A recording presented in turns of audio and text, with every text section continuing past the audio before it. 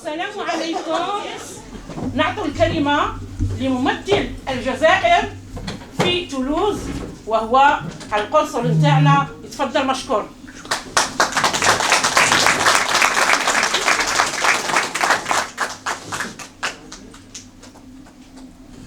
سوف أحذو بحذوها بالكلام بالعربية. إذا كان فيه من أبنائنا ما يتكلمش العربية نترجم مش مشكل تمجيدا للمناسبة. باسم الزملاء أتشرف باستقبالكم هنا في داركم دار الجزائر لإحياء ذكرى مجيدة ألا وهي يوم العلم، الموافقة لذكرى لوفاة الشيخ العلامة عبد الحميد بن بديس. لهذا لازم نفتخر بأجدادنا لأنهم كانوا ناس تاع حضارة. Nous avions une société porteur de projet من بينهم دكاترة يتقنون الكلام بالثلاث لغات. لا أطيل عليكم لأن فيه أساتذة من بيناتنا سوف تتاح لهم الكلمة حتى يعطونا نبذة على هذه الشخصية. والسلام عليكم.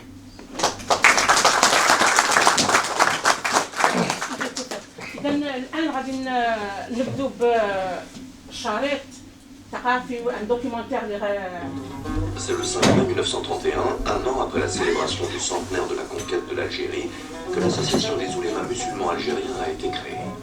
La plupart de ses fondateurs appartiennent à un courant de pensée, al-Islam, la réforme en arabe, inspirée par le mouvement de la Renaissance, la Nahda, né à la fin du XIXe siècle. La figure de proue de cette association est le théologien et intellectuel Cheikh Abdelhamid Ben Badis, né à Constantine en 1889 et mort en 1940. Je considère que Abdelhamid Ben Badis est la figure peut-être la plus emblématique de l'Algérie du XXe siècle. Premièrement, sur le plan doctrinal, il a consacré une vingtaine d'années à l'exégèse coranique.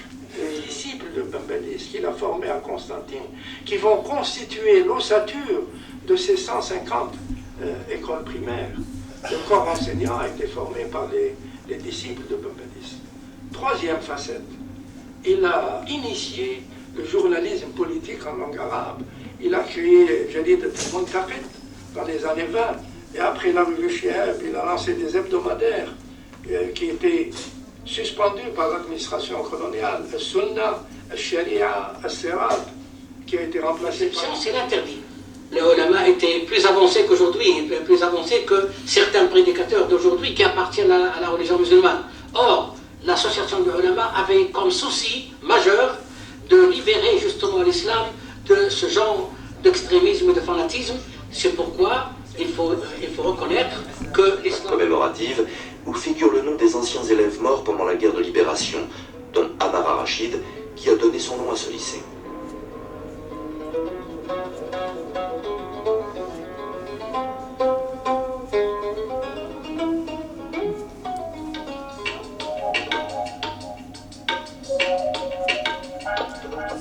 Même si les avis sont parfois partagés à ce sujet, les liens entre l'association et les partis nationalistes sont aujourd'hui reconnus. Et à son retour, en décembre, il leur a dit, le Cheikh Bachir soutient le FLN. Tous les historiens considéraient que la fédération population de France était dominée de manière, avec une majorité écrasante par le MLA. Cette adhésion des ulama au FLN a commencé à modifier le rapport de force. Et donc on a, si vous voulez, une activité purement culturelle, religieuse, éducative, mais qui donnait une conscience communautaire. Et quand les événements se sont aggravés, cette conscience communautaire est devenue une conscience nationale.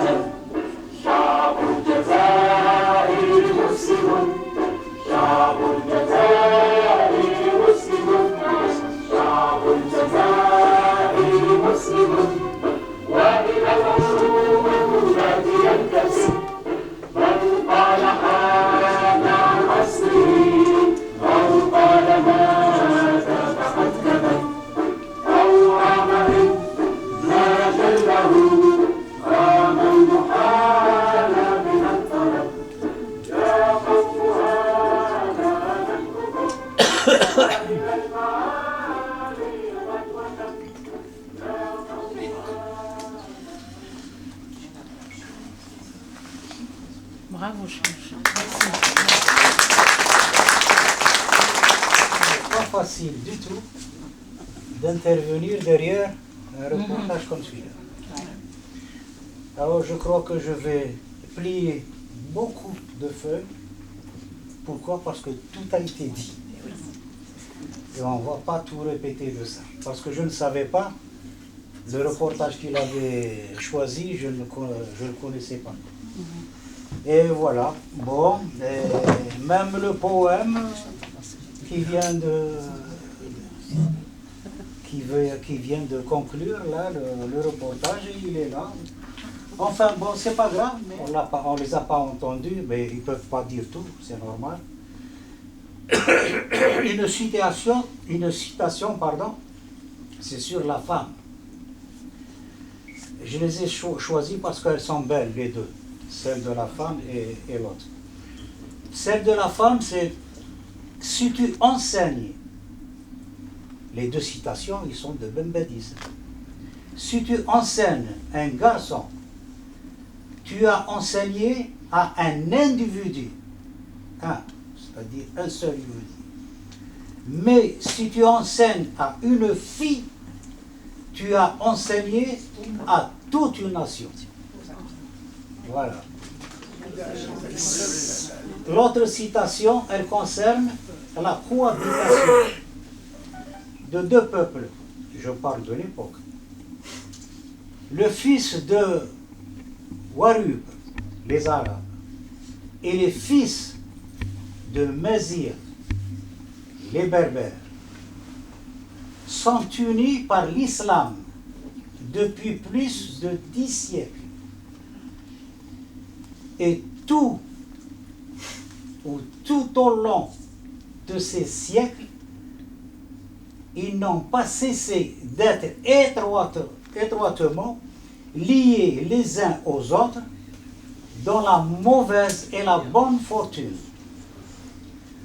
dans les jours de joie et les jours d'épreuve, dans les temps heureux comme dans les temps difficiles, de sorte qu'ils forment depuis les âges les plus reculés un élément musulman algérien dont la mère est l'Algérie et le père l'islam. Voilà. Merci. Je vais vous lire 3 petites poésies. En fait, ce ne sont pas vraiment des poésies, ce sont des chroniques en rime que j'écris. En fait, avec des livres qui sont publiés à Alger. Notamment tous mes livres, tous mes ouvrages sont publiés en Algérie. Donc, le vers que je vais vous lire, donc Youm el Ilm. tout simplement. Je l'ai intitulé très simplement, donc la journée du savoir. Le 16 avril de chaque année est célébrée la riche journée de notre savoir et identité à travers notre pays. Ce jour a été choisi en hommage au patriote érudit Cheikh Abdelhamid Ben Badis. Youm al-Ilm est un symbole destiné à promouvoir notre culture, mettre en avant la lecture et honorer notre savoir, notre gloire et notre histoire. Voilà, c'est juste quelques vers, c'est juste un hommage à ce... J'ai voulu mêler les enfants un petit peu, c'est très important, le savoir pour les enfants, ça commence à l'enfance. Ouais. Et je l'ai intitulé dans ce recueil « J'aime lire ». J'aime lire, et je vous le lis. J'aime beaucoup lire. Le livre est un ami avec lequel je m'instruis, et jamais je ne m'ennuie. Cet immense plaisir de tourner toutes ces pages, déchiffrer ce qui est écrit et admirer ces belles images. Le livre est une histoire que maman me lit le soir, lorsque je reste bien sage avant de m'endormir. Et quand je rêve la nuit, je revois tous ces paysages et ces drôles de personnages qui font peur ou qui font rire et qui me donnent envie de lire. Voilà, ce sont les trois poésies. Voilà, donc je vous présente Ouda. Ouda, Madame Ouda Azemmour, une Algérienne, une écrivaine. Ouda Azemmour pour les femmes, pour les filles. Elle a écrit des livres en 2 tomes. C'est toi, t'es une fille, le livre de Ouda Azemmour. Ouda Azemmour, aujourd'hui, elle nous vient avec... elle a fait sa petite recherche, sa grande recherche, sur Assia Jabbar. Et donc, Khalil Ouda, on est là, donc... Salam alaikum. Voilà, je voudrais parler d'une grande figure algérienne. Donc, si elle n'est plus de ce monde, son nom est maintenant gravé pour toujours dans les pages glorieuses de l'évolution de notre société algérienne. Assia Jabbar. Ce sera trop tard. Voilà, c'est ça. Il ne faut pas louper l'âge. Il ne faut pas louper. Voilà. La citation et la technologie, comme disait madame, elle est responsable de beaucoup de choses actuellement. Pourquoi? Parce qu'on a loupé, elle a dit le tournant, et elle a raison, on a loupé le tournant. Pourquoi? Parce qu'à chaque génération, ses problèmes. Je ne pensais pas avoir avec mes enfants des problèmes générationnels. Je pensais être très ouverte, très forte, intelligente, machin, instruite, pour pouvoir les éduquer et les empêcher d'avoir une meilleure compréhension de mes enfants. Pourtant, mes parents étaient déjà très ouverts. Mais, si vous voulez, le problème, c'est qu'il y a eu cette technologie qui nous a débarqué dessus, et une volonté vraiment, on dira complotiste, je suis complotiste. Merci madame, merci. Alors, on va continuer avec la dame. D'accord. Allez-y. Merci.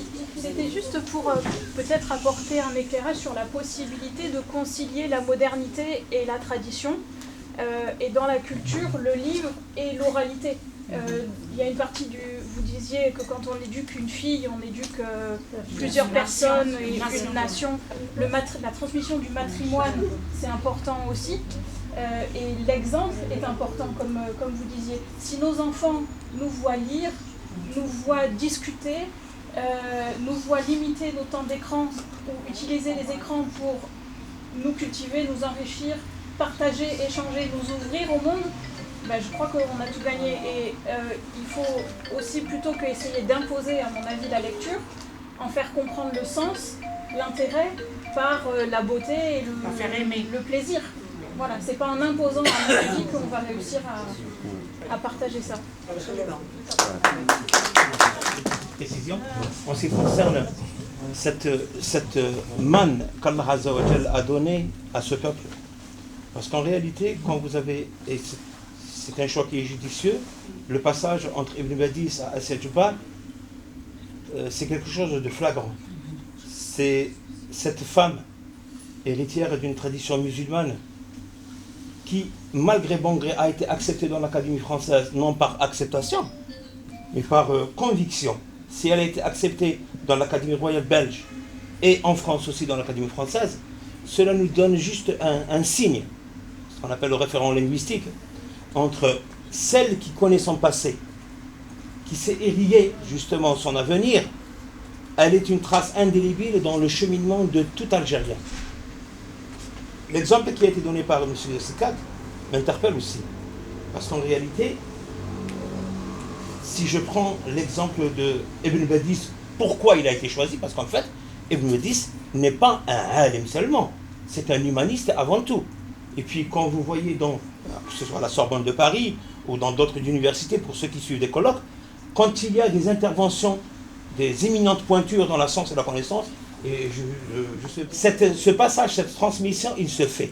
Il se fait malgré bon gré. Soit on l'encadre, et il se fait dans de bonnes conditions.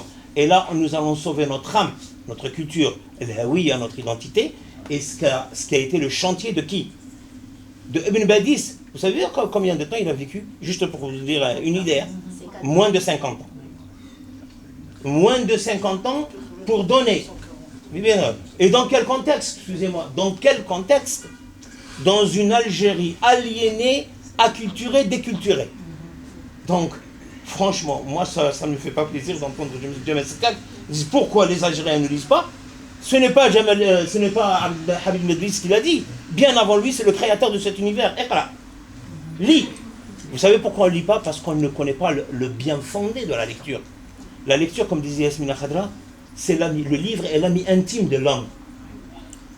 Il ne te fait rien. C'est pas le cheval, c'est pas le chien, c'est pas le fusil, comme disaient certains. C'est quoi? C'est cet espace imaginaire qui te permet de voyager, de rentrer dans une machine à travers le temps, de regagner des civilisations qui n'ont pas été enterrées, et de te projeter comme à l'époque de Jules Verne, dans une écriture anticipatrice. Donc je dis tout simplement, il n'est jamais trop tard. Vous avez tout à l'heure dit, il n'est jamais trop tôt.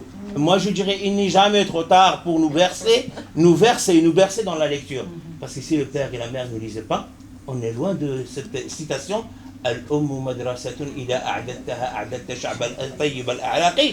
La mère n'est c'est une exception, n'est une école que lorsqu'elle est bien préparée. À travers quoi? Le geste majeur, c'est la lecture.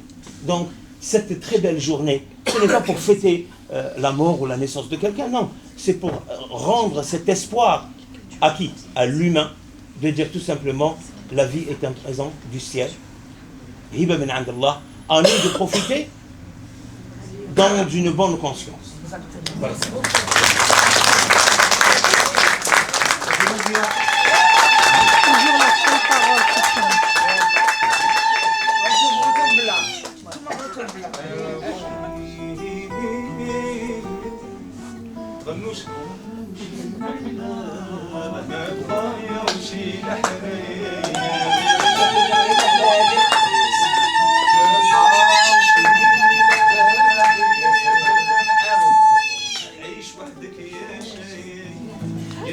لك الممحون من أرض القفار وقادر كل غريب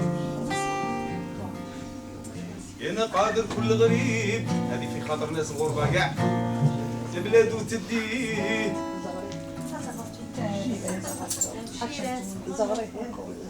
فرج يا ربي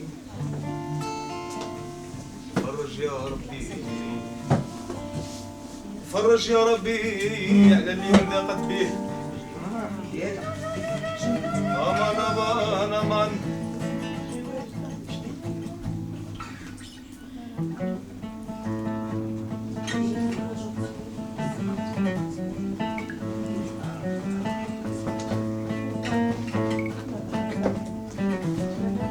يا الزراق ولد الحماية مدي وصايا كان انت مريت للعرب لا دبطاشي بالجواية عبدو هنايا حد خير سيد تديها كان انت يا عزيز ربي درايا ما نرضاش لو كانت نغيلب كي تحضر هضرات عيدها السوايا القلب الغشاش ينضربها ما نضايا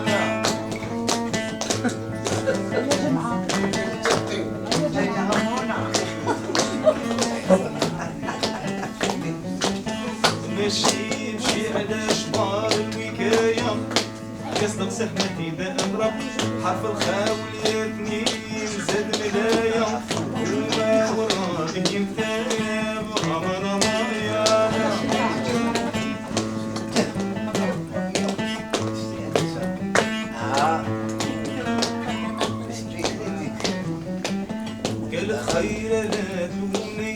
صدق بيناتنا شفا جات محبوبي وجابني صرنا كاع اصحاب معرفة القلب اللي ما يحبني حتى انا نعطيه بالكيفة من يعرف معنايا يفيدني من يعرف البنات ما صفة ماني ماني مان ماني مان ماني ماني مان ماني مان يا قلبي يا ديك من الصبر يا عارف لا تبقاش بالجوايا برد هنايا حتى تخير صيف الذهاب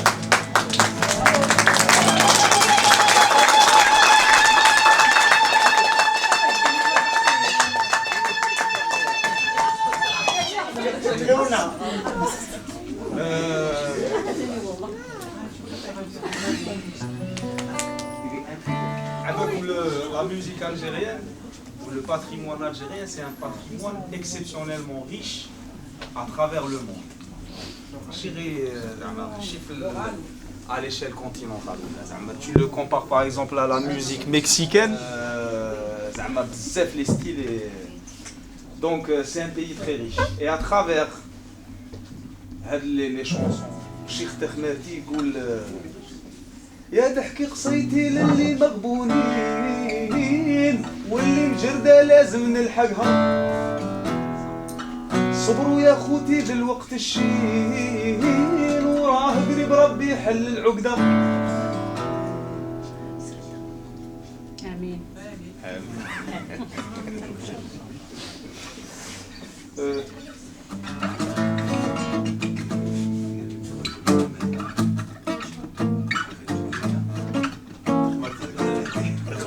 انا نضرب بك هاك واحد من برا لبرا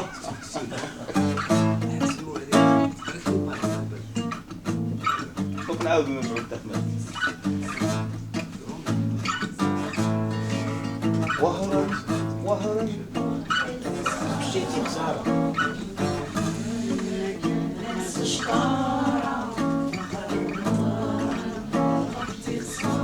خراب الله يبارك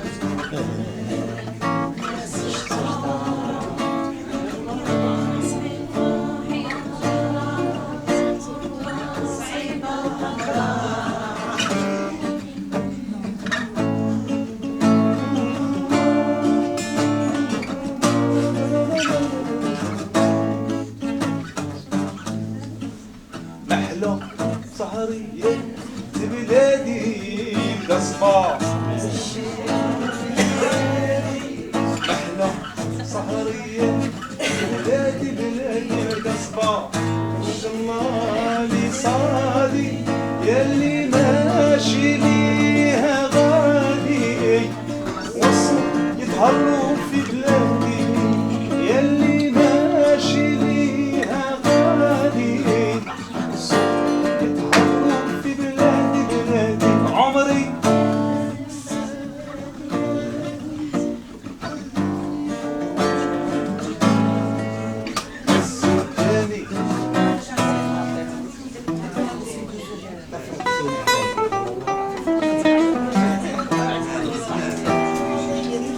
إنه يا حمامي ارسل معاه كتاب لمن يهوى غرامي خلاني في ارتياب ارسل لهم سلامي وابعث منهم كتاب واحبابي فارقوني عنهم بكت عيون